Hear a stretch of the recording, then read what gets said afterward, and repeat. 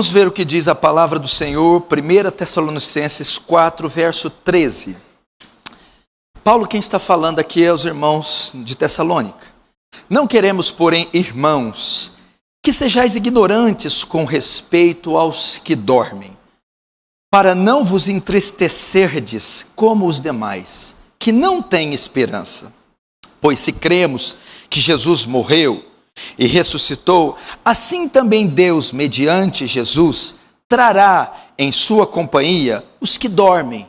Ora, ainda vos declaramos por palavra do Senhor isto: nós, os vivos, os que ficarmos até a vinda do Senhor, de modo algum precederemos os que dormem.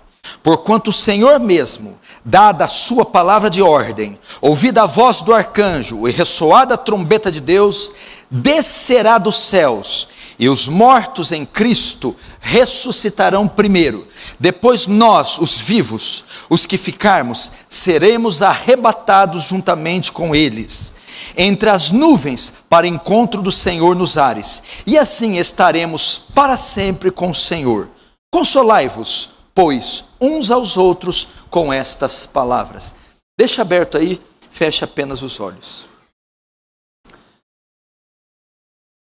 Pai Santo, mais uma noite nos colocamos diante do Senhor e viemos até essa casa que é chamada casa de oração, neste ajuntamento, onde o teu povo se ajunta para adorar e bendizer aquele que vive para sempre.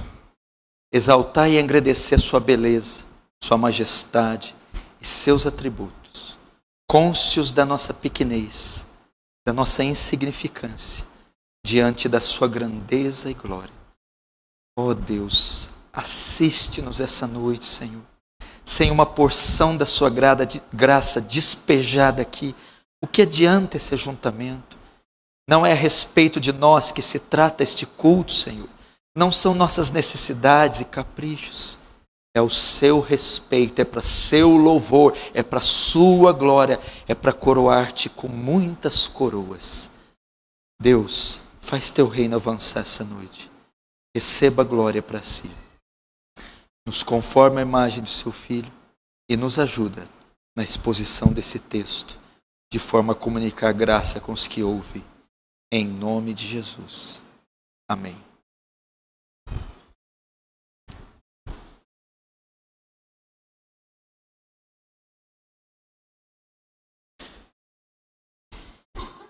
Presta atenção no que nós vamos ver aqui, rapidamente.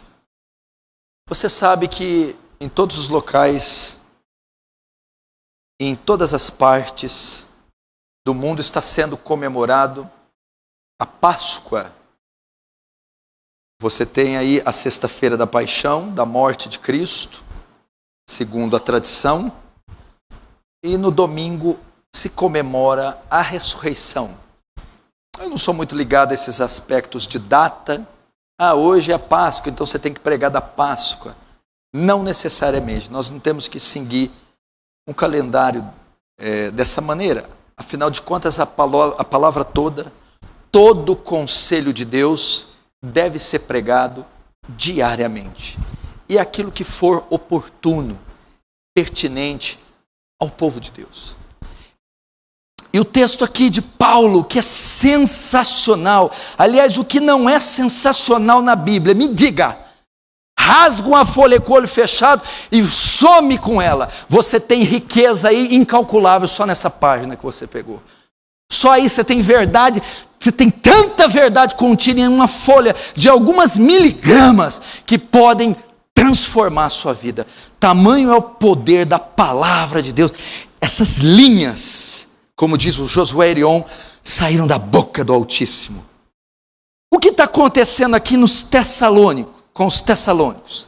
A Tessalônica era a capital da Macedônia. O que predominava ali era a filosofia grega. E a filosofia grega, ela até cria em certos aspectos na imortalidade da alma, mas não cria na ressurreição do corpo.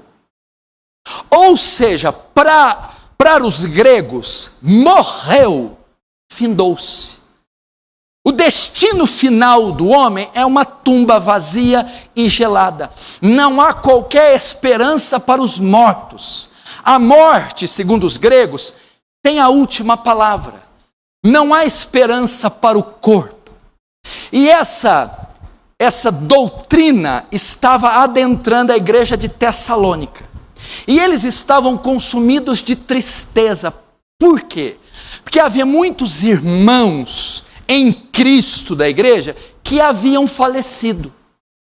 E era sabido dos crentes tessalônicos que Jesus Cristo ia voltar, que ia haver a sua volta gloriosa.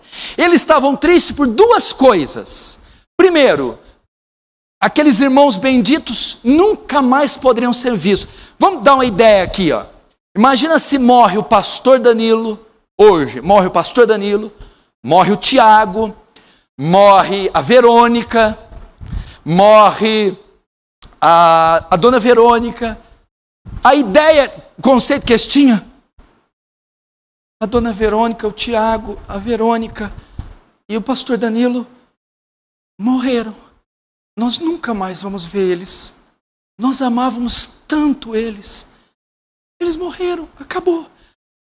E outra coisa, não, eles não vão ver a volta de Jesus, que nós tanto esperamos, nós estávamos falando disso esses dias, eles não vão contemplar, acabou para eles. Eles estavam assim, tristes por causa disso.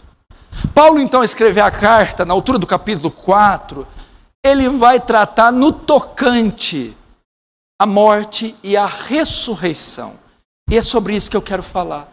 Temos pessoas aqui que têm muito problema com a morte. Têm medo da morte. Não gostam de falar da morte. Rejeitam a morte. Não sabem o que vão encontrar depois da morte. Muita gente está assim. E talvez você seja assim. As pessoas mais velhas. Nós vemos num pano de fundo folclórico, místico, supersticioso. E tem muitas doutrinas estranhas do purgatório, da reencarnação, do aniquilacionismo. Qual é a resposta que Paulo tinha? Porque estavam consumidos de tristeza. Vamos ver o verso 13, 1 Tessalonicenses 4,13. Não queremos, porém, irmãos, que sejais ignorantes com respeito dos que dormem. Querido, Paulo aqui, primeiro, ele vai destacar o grande mal da igreja, a ignorância. Por que eles estavam consumidos de tristeza? Porque a igreja de Tessalônica ia mal neste aspecto? Porque ela tropeçava? Ignorância. Oséias diz, o meu povo se perde por falta de conhecimento. Deus diz, o meu povo tropeça por ignorância. Nós temos uma igreja brasileira sincera. Você vai encontrar crentes sinceros em todas as denominações com absoluta certeza. Porém, nós temos uma igreja brasileira ignorante. E sofre por ignorância. E padece na mão dos lobos por ignorância. E é extorquida pela ignorância. E sofre crises por ignorância. A ignorância aprisiona, mas o conhecimento liberta. E que hoje, essa noite, em nome de Jesus, conhecereis a verdade, e a verdade vos libertará. Não queremos que sejais ignorantes. O Senhor quer que você que me ouve pelo vídeo ou aqui, não seja ignorante quanto aos aspectos centrais da fé. Não seja ignorante quanto à revelação e o decreto bíblico, que pode te dar força para prosseguir, conforto à sua alma, que pode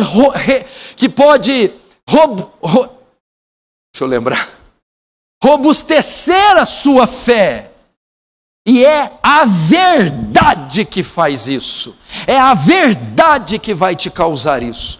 Não queremos ser ignorantes com respeito aos que dormem, para que não vos entristecerdes. Vocês, tessalônicos, são ignorantes quanto aos que dormem.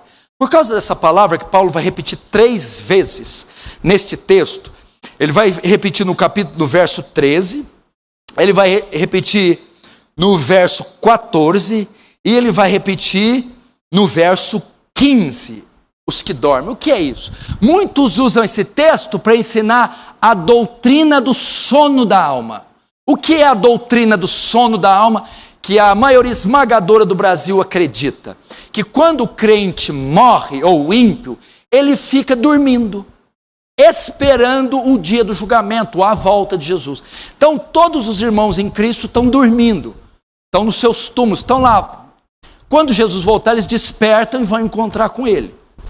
Até os ímpios a mesma coisa, por causa desse texto. Querido, a Bíblia não apoia a doutrina do sono da alma. Quando o crente morre em Jesus, ele não fica dormindo. Quando o ímpio morre em Jesus, não fica dormindo. Aqui Paulo está usando um eufemismo. O que é um eufemismo? É substituir um termo forte por um mais leve. Por exemplo, Paulo não quis escrever: olha, não quero que sejais ignorantes quanto aos que morreram. É muito agressivo. Por isso que quando alguém te dá notícia de um ente querido, o que eles falam? Eles usam um eufemismo. Olha, o seu pai partiu. É um eufemismo para falar, seu pai morreu. Olha, o seu pai faleceu. É uma palavra mais leve, que é muito agressiva. Seu pai morreu. Paulo, sabendo da dor deles, eles estavam sensíveis, então ele usa um eufemismo. O que Paulo está dizendo? Não quero, irmãos, que sejais ignorantes a respeito daqueles que morreram, que estão mortos. Essa é a ideia. Mas a Bíblia é clara que o ímpio, quando morre, o corpo vai para a sepultura, para o cemitério. A alma para o Hades, na mesma hora, para o ranger de dentes, para o sofrimento. O justo, quando morre, a alma vai para a sepultura, para o cemitério. O corpo vai para o cemitério, para a sepultura. Mas a alma, no mesmo instante, vai para o paraíso, vai estar com Cristo. É assim que Jesus ensinou para o ladrão. Em verdade, verdade te digo, hoje, não é amanhã, você não vai ficar dormindo, hoje estará no paraíso. Não, estará comigo, eu e você. Aonde o corpo de Jesus foi quando ele morreu? A sepultura. Aonde que o corpo do ladrão foi quando ele morreu? Enterrou. Mas as almas de ambos estavam nos céus. Então, não há doutrina, é sono da alma, absolutamente. Então Paulo está dizendo assim, ó, não quero, verso 13, não queremos, porém, irmãos, que sejais ignorantes com respeito aos que dormem, para não vos entristecerdes como os demais que não têm esperança. Paulo está dizendo, se vocês forem ignorantes quanto a doutrina da ressurreição, vocês se entristecerão. Eles estavam consumidos de tristeza. Por quê? Porque pensaram que não iam ver nunca mais os irmãos que morreram em Cristo. Que eles não veriam a volta gloriosa, e por isso estavam tristes. Estavam tristes. Aí Paulo está dizendo, gente, vamos aprender essa doutrina, para vocês não se entristecerem. Ele vai dizer, como os demais que não têm esperança. O que ele está dizendo? Querido, o ímpio não tem esperança nenhuma depois da morte. Não há uma religião que apresente uma esperança depois da morte. Olha que tristeza que são as testemunhas de Jeová. Elas creem no aniquilacionismo. Morreu, você não está com Cristo, Deus te mata. Olha que tristeza os kardecistas.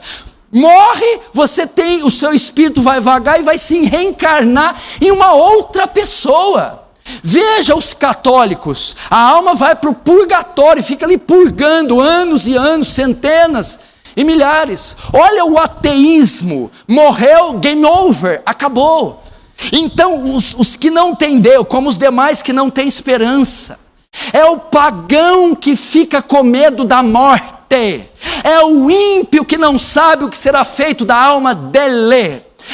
São as falsas religiões que devem ficar tristes, porque eles não sabem o que o futuro as reserva. É eles que são dominados. Pode ver, todo cientista, filósofo, ateu, você lê as biografias históricos, quando eles chegam perto da morte, eles são tomados de pavor. eles são tomados de pavor, porque eles não sabem onde eles vão, o que vai ser deles.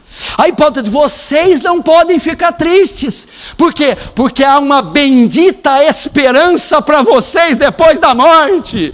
Porque o Senhor garantiu a vocês algo depois da morte. Não fiquem como eles que não têm esperança. Vocês têm esperança. E qual é o argumento que Paulo usa para falar que eles não podem ficar tristes? Qual é o argumento que eu uso para você, irmão? Por que você teme a morte, irmã? Você não crê em reencarnação, irmã? Por que você teme a morte? Você não crê na doutrina do purgatório? Você não crê no aniquilacionismo? Você não crê, meu irmão, que a vida termina numa tumba gelada, fria, escura? Isso é crença dos pagãos. Você não deve temer o que vai acontecer com você daqui 20 segundos ou daqui 20 anos. Há uma bendita esperança para você. Qual é? Vamos ver o que Paulo diz. Verso 14. Pois se cremos que Jesus morreu e ressuscitou, assim também Deus, mediante Jesus, trará em sua companhia os que dormem, os que morreram. O argumento de Paulo é a ressurreição de Jesus. Primeiro diz assim: crentes, vocês creem na morte, na ressurreição? Aí os crentes, claro, essa é a razão da nossa fé, é a espinha dorsal da fé, é a morte e ressurreição de Cristo. Sem ressurreição não há evangelho, não há cristianismo. Paulo escrevendo aos Coríntios diz: se vocês não crêem na ressurreição, vã é vossa fé, e vós estáis mortos os seus pecados. Se Cristo não ressuscitou, se não há ressurreição, comamos e bebamos, porque amanhã morreremos. Ou seja, a nossa fé é falsa, porque nós cremos no quê? Numa vida pós-morte, numa ressurreição gloriosa. Uma fé sem ressurreição, ela é vã. Então, os tessalônicos criam que Jesus veio em carne, criam que Jesus é o Filho de Deus, criam que Jesus morreu na cruz, criam que Jesus ressuscitou, eles criam na ressurreição de Jesus. Irmãos, você não nega nenhuma dessas doutrinas. Você crê que Jesus se encarnou na figura de um homem. Você crê que ele morreu na cruz do Calvário. E você crê que ele ressuscitou dos mortos. Aí os Tessalônicos, sim, tudo bem, e daí? Irmãos, se Cristo morreu, ressuscitou, assim também Deus, mediante a Jesus, trará em sua companhia os que dormem. O que ele está dizendo? Irmãos, a morte não tem a última palavra. A ressurreição de Cristo é uma garantia de quê? De que esses que morreram, dos quais vocês estão chorando, esses que dormem, que partiram, os quais vocês temem nunca mais ver, os quais vocês temem não contemplar a volta de Jesus, eles ressuscitarão. É isso que ele está dizendo. E como você garante isso? Se Cristo ressuscitou e vocês creem que Ele ressuscitou, vocês também ressuscitarão. Nossos entes queridos que morreram em Cristo ressuscitarão. Se irmãos que estão aqui morrerem daqui a um tempo, ressuscitarão. É a bendita promessa. Veja só. 14, pois se cremos que Jesus morreu e ressuscitou, cremos, Jesus morreu, é um fato histórico, a ressurreição, meu irmão, é um fato histórico, comprovado. Jesus viveu nessa terra, ressuscitou. Há testemunhas oculares como Maria Madalena, há testemunho como Pedro, os apóstolos, há testemunho como os discípulos a caminho de Maús, há testemunhos como soldados romanos, há 500 testemunhas oculares da ressurreição de Cristo. É um fato inequívoco, inegável. Jesus ressuscitou dos mortos. Ele ressuscitou. Vocês creem isso? Claro que cremos, é um fato histórico. Ele foi sentenciado a morrer numa cruz romana, pelas autoridades romanas, foi preso numa tumba. Ao terceiro dia, nem soldados, nem pedras, nem diabo, nem Satanás, nem a morte pôde segurar o rei da vida, pôde contê-lo. Ninguém pôde contê-lo, não pôde contê-lo. Ele ressuscitou dos mortos. Isso é um fato histórico. Histórico. Eu creio. Você crê. Nós cremos. Aí Paulo usa esse argumento. Para quê? Porque se cremos que Jesus morreu, ressuscitou, Deus, mediante a Jesus, trará em sua companhia os que dormem. Elegante essa afirmação, né? Trará em sua companhia os que dormem. O que significa? Ele, quando vier na sua glória, ressuscitará os que dormem. Essa é a resposta, meu irmão. E como vai se dar essa ressurreição? Como? Quando é essa ressurreição gloriosa? Quando é que ela acontece? Verso 15. Ora, ainda vos declaramos por palavra do Senhor isto. O que é isso que Paulo está dizendo? Pode ser tanto uma palavra dita por Jesus, que não foi registrada nos evangelhos, ou pela tradição oral, que Paulo estava a ensinar o quê? Eu vou ensinar, eu vou transferir uma palavra que eu recebi do Senhor quanto àqueles que morrem, que eles ressuscitarão, mediante ao quê? O que vai produzir a ressurreição? Veja só. Ora, 15, ainda vos declaramos por palavra do Senhor, isto, nós, os vivos, os que ficarmos até a vinda do Senhor, até aí. Meu irmão, quando é que se dá a ressurreição? A ressurreição ocorrerá com a vinda de Jesus, com a volta de Jesus. Ele está explicando, os que dormem continuarão dormindo, eles estão mortos, desde Adão, desde Abel, desde Abraão, os corpos estão lá, eles estão juntos com o Senhor, suas almas. E quando é que esse corpo sairá das tumbas, e o pó se refará, e o corpo se unirá à alma? Será no maior advento que a humanidade já viu, o retorno triunfante, glorioso de Jesus. A volta de Jesus anuncia o início da ressurreição. A ressurreição ocorre com a vinda de Jesus.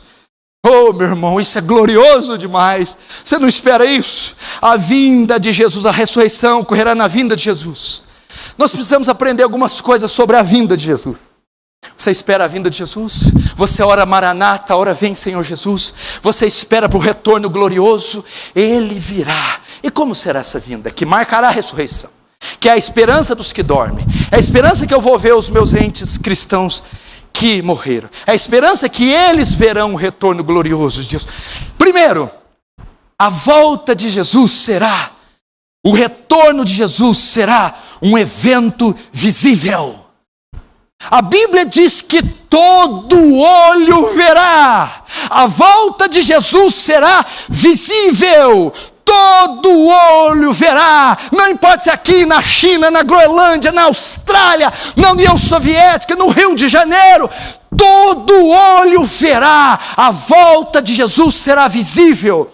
Segundo, a volta de Jesus será audível. A Bíblia diz que ele virá ao som de trombeta e virá com alarido.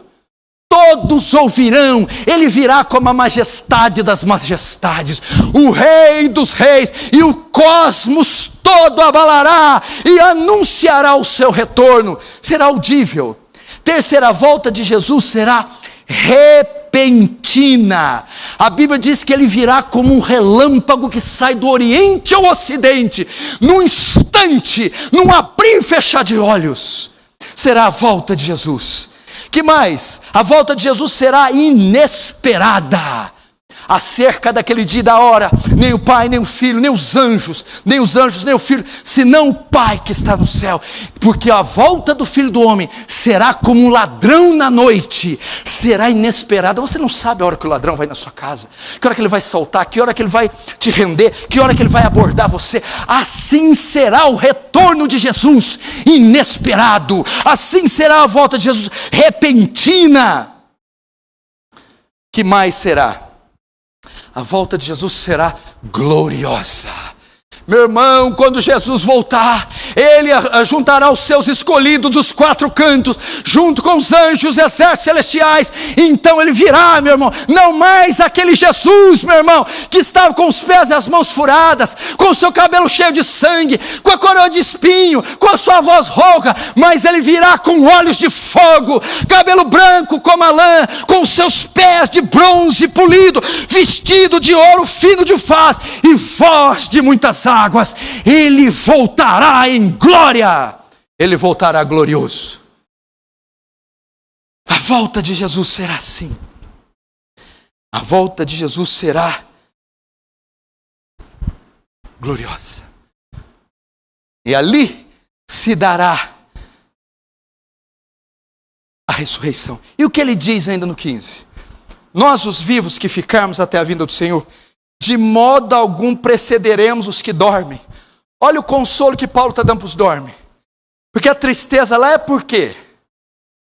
Os que morreram não vão ver o Senhor voltar. E os que vão ver, morreram, nós não veremos. Paulo diz, não, vocês não fiquem tristes não. Nós, veja só, os vivos, de modo algum precederemos os que dormem. O que Paulo está dizendo? Não há vantagem nenhuma em ficar aqui. A ideia dele é assim, ó, se Jesus voltar, naquela época, os vivos, os crentes vivos, veriam ele.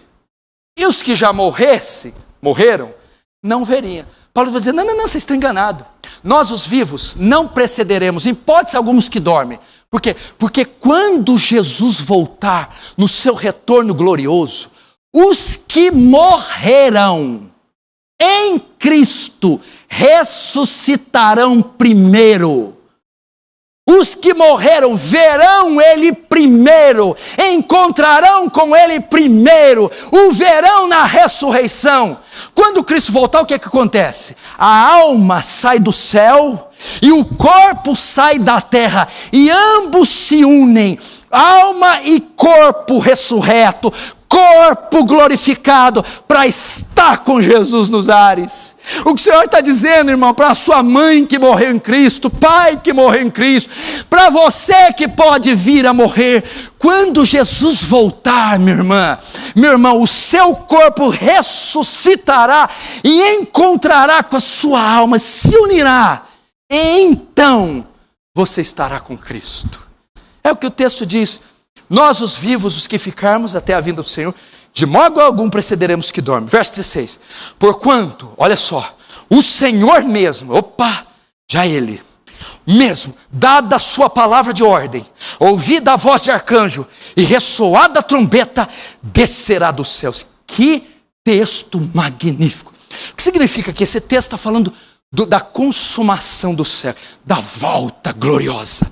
Porquanto o Senhor mesmo, Cristo mesmo, dada a sua palavra de ordem, Ele ordenará o seu próprio retorno. Ele dirá como os faraós, os generais, iam para a guerra e diziam, vamos, e convocavam as tropas, iam.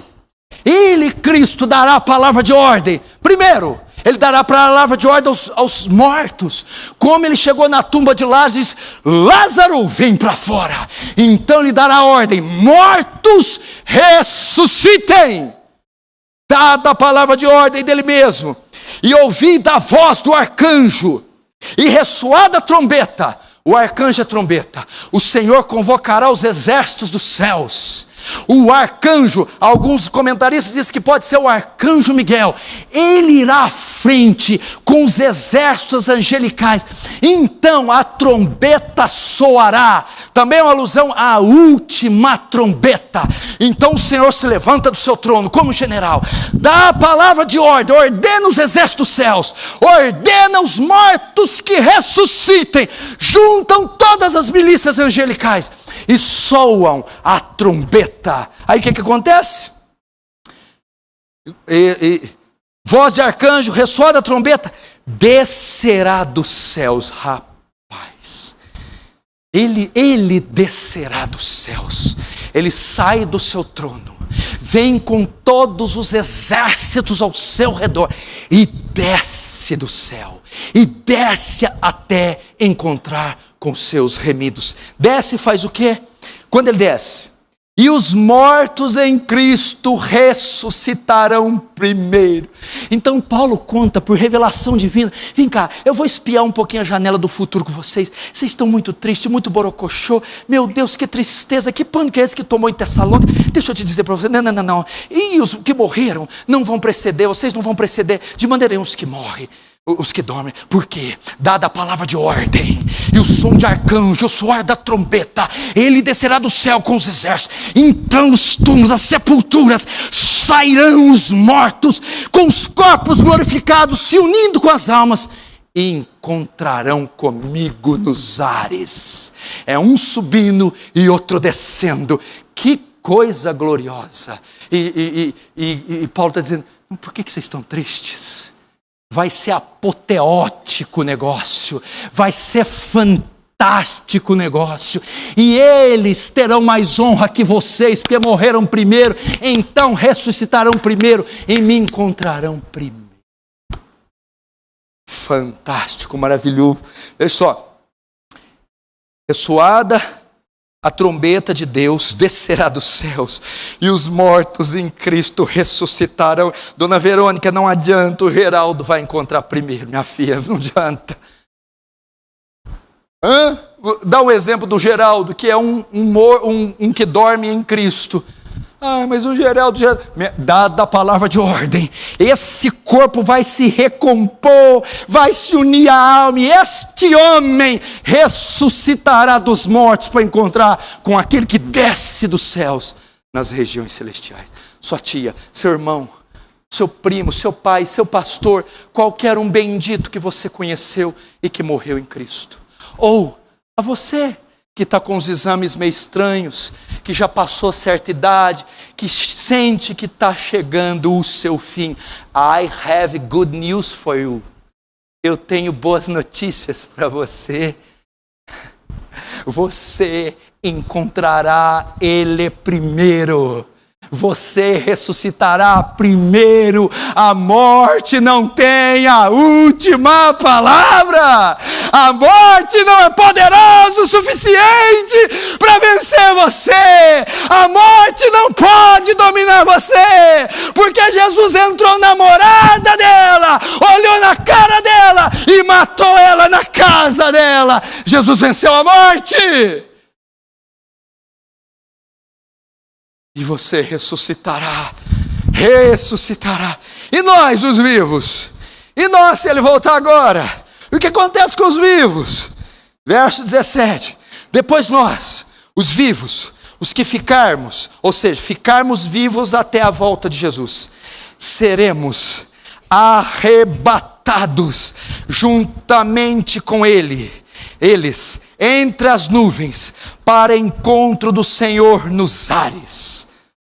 Aí o consolo não é só porque isso vai, porque agora está muito gostoso porque os que morrem. Pastor, se você continuar pregando desse jeito, eu vou desejar morrer hoje. Não morre não, filho, precisa de você. Mas nós os vivos, nós também vamos fazer um negócio diferente com a gente. Nós os vivos seremos arrebatados. A palavra é retirados, sacados, arrancados daqui. Os vivos serão arrebatados. E no arrebatamento acontece a glorificação do corpo. A glorificação do corpo significa a imortalidade do corpo. A incorruptibilidade do corpo se dá na ressurreição com os mortos. Mas e os vivos? Quando forem arrebatados, são transformados. Aí se encontram os mortos em Cristo ressuscitados e glorificados. Depois vem a segunda leva, os vivos, arrebatados e glorificados. E vai fazer o quê? Vão se encontrar com o Senhor nos ares. Que encontro glorioso! Que encontro glorioso! São as bodas do Cordeiro, onde finalmente o noivo consegue a noiva, o noivo pega ela adornada, ataviada, o noivo se encontra com a igreja. Nada pode se comparar a isso. Não há celebração na terra, não há ajuntamento solene que serve na terra que se compara a este dia, onde o noivo vai pegar, onde o noivo vai tomar as mãos da noiva, da igreja, e vai estar com ela. Não tema a morte, igreja. Não temos homens maus. Não temas calúnias, as guerras nucleares, a fome, a peste, o perigo, a nudez, a espada. Não temas. Aquele que crê em mim, ainda que morra, viverá. Quem crê em mim não morrerá, mas no último dia eu ressuscitarei dos mortos. E quando se dará isso? E por quanto tempo? 17 ainda. Depois os vivos que ficarmos seremos arrebatados juntamente com eles, encontraremos com os mortos ressuscitados. Entre as nuvens, regiões celestiais, para o encontro do Senhor nos ares. E assim, estaremos para sempre com o Senhor. Aleluia! Estaremos para sempre. Irmão, não é apenas um filme que tem duração de 2 horas e logo se vai toda aquela alegria. Nem um aniversário que você comemora algumas horas com os amigos e se vai. Nem um gozo momentâneo, mas será um gozo imarcessível, será perene, será eterno. A Bíblia diz que então os mortos e os vivos arrebatados se juntarão com Ele e estarão com Cristo para sempre. Sempre, toda eternidade. Que verdades benditas. O que é o tempo perto da eternidade? Está cansado, filho? Está com veieira, está com 50, 70, 80 anos? Está com dor?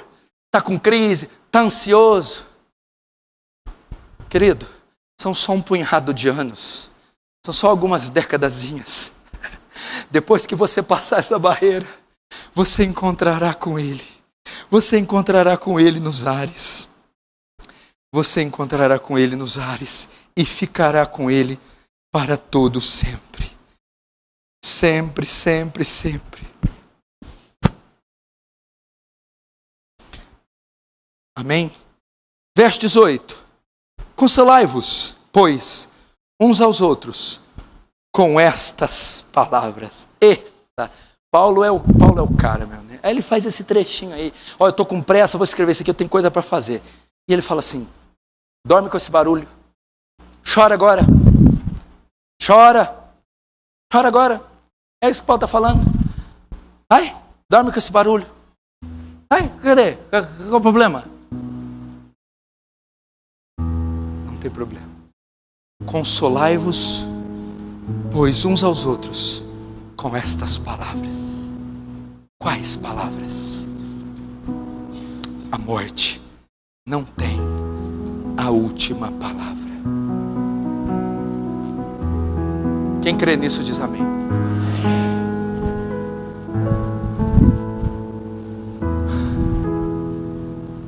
O Martins não dá aqui, né? O Martins cita uma frase interessante. A morte é um pulinho para a vida eterna.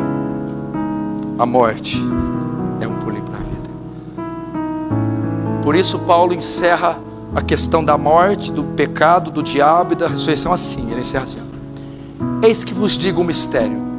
Na verdade, nem todos morreremos, mas seremos transformados num abrir e fechar de olhos ante a última trombeta. A trombeta soará e os mortos ressuscitarão, e nós os vivos seremos transformados, porque é necessário que isso que é corruptível se revista da incorruptibilidade, e isso que é mortal se revista da imortalidade. E quando isso que é corruptível se revestir da incorruptibilidade, isso que é mortal se revestir da imortalidade, cumpre-se a palavra que diz: tragada foi a morte na sua vitória? Onde está a morte, o teu aguilhão? Onde está o pecado, a tua vitória? Ora, o aguilhão da morte é o pecado, e a força do pecado é a lei, mas graças a Deus que nos dá a vitória por meio de Cristo Jesus. Você pode dizer: morte, onde está a morte, a sua vitória? Diga: onde está a morte, a sua vitória? Diga mais uma vez.